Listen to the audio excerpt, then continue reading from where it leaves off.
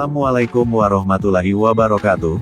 Kali ini, saya akan membahas tentang mengingat kota Jakarta di tahun 1953.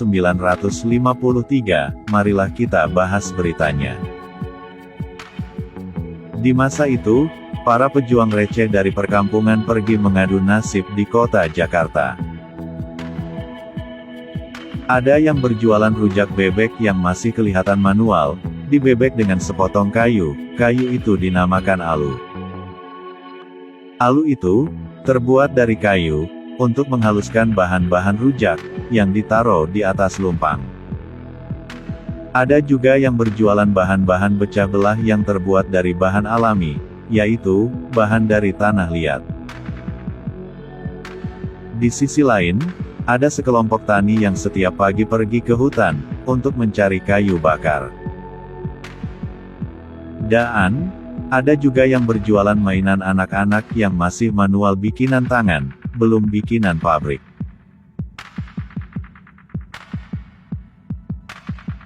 Dan juga, ada orang jualan lauk ikan pindang yang dibuat untuk lauk pauk.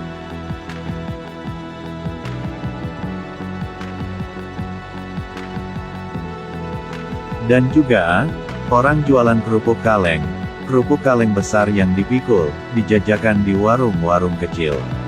Dan juga, orang jualan es gusrut, yaitu es berbentuk balok yang diparut pakai gusrutan, dijajakan di jalan-jalan, dan peminatnya pun mulai dari anak kecil sampai orang dewasa dan orang tua pun menyukainya. Pasar-pasar masih tradisional, menjual daun pisang. Dan juga, kendaraan bermotor masih jarang orang punya, yang banyak yaitu kendaraan pedati, yang dikemudikan oleh sapi atau kerbau. Kendaraan-kendaraan yang lalu lalang buat pergi ke kantor atau ke pabrik, kebanyakan sepeda ontel.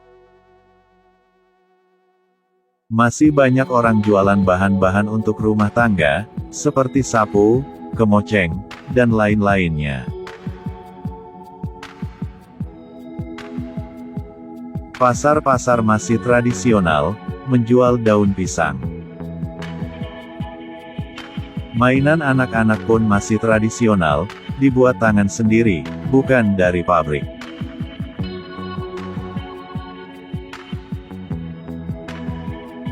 Tukang patri panci atau dandang keliling, patrinya pun masih manual, masih memakai arang buat pemanasnya. Ada juga jualan soto empal gentong di masa itu, sampai sekarang masih tetap ada empal gentong, karena jualan tradisional.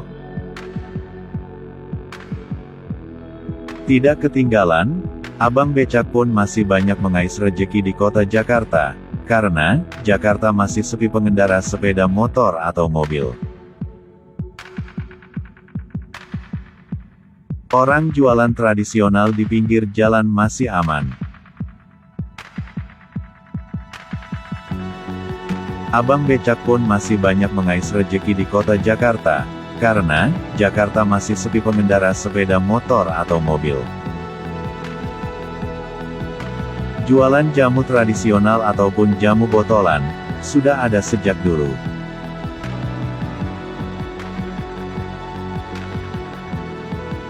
Di pasar buah banyak penjual-penjual buah orang dari rantauan.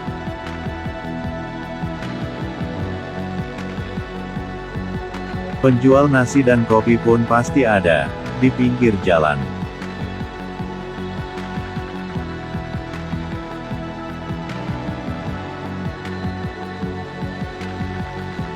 Rumah-rumah di pinggir-pinggir rawa sudah banyak yang mendirikannya.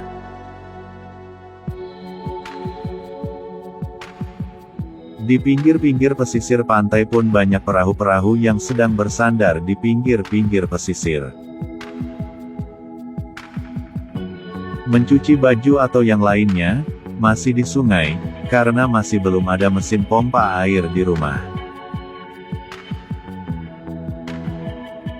Di sungai-sungai pinggir jalan pun masih bersih, masih bisa untuk mencuci piring ataupun pakaian, tidak seperti sekarang.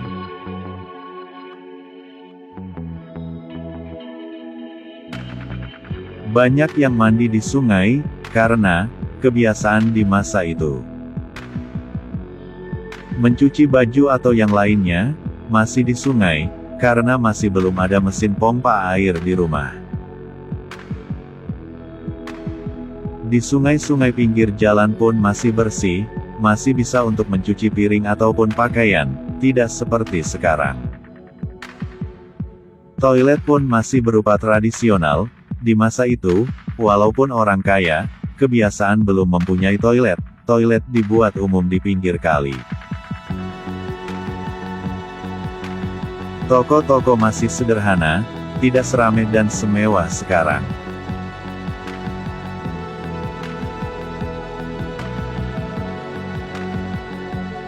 Stasiun kereta api pun masih sepi pengunjung, dan masih jalur satu. Dan masih banyak orang yang naik tanpa membeli tiket terlebih dahulu.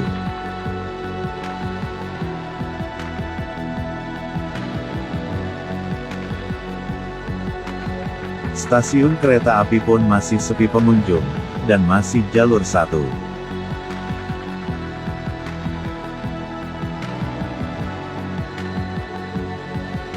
Pasar-pasar masih belum ada mobil atau sepeda motor, masih memakai sepeda ontel, untuk jasa angkutan, masih memakai becak. Walaupun jaraknya jauh, masih memilih jalan kaki dari pasar menuju rumahnya. Tukang sol sepatu pun masih banyak dijumpai, daripada sekarang sudah jarang dijumpai. Orang jualan minuman keliling pun masih banyak dijumpai, seperti menjual minuman limun, teh botol dan minuman-minuman botol lainnya. Untuk mengangkut barang-barang rumah tangga, seperti kasur, lemari dan kursi, itu diangkut dengan angkutan delman, yang dikemudikan 2 ekor atau 1 ekor kuda. Untuk membersihkan rumput-rumput di jalan, itu masih manual, menggunakan pacul atau koret pacul kecil. Penjual kelapa pun masih manual, masih menggunakan golok betik atau golok biasa. Penjual sandal pun masih terbuat dari tangan, seperti sandal bakyak yang terbuat dari kayu. Dulu masih jarang pabrik sendal atau pabrik sepatu, sandal bakyak lebih awet digunakan. Penjual daun untuk pembungkus kue pun masih banyak ditemukan, bahkan setiap hari ada penjualnya. Daan, penjual ayam jago atau ayam jago Bangkok untuk diadu pun masih banyak ditemukan di pasar-pasar hewan tradisional. Ayam-ayam itu harganya bervariasi, ayam jago yang biasa harganya tentu lebih murah dibanding dengan ayam jago Bangkok yang untuk dijadikan sabung ayam. Begitulah pembahasan dari saya, lain kali kita sambung kembali. Jangan lupa subscribe, like, dan komen, dan jangan lupa, bagikan ke teman media Anda. Daan, terima kasih. Assalamualaikum warahmatullahi wabarakatuh.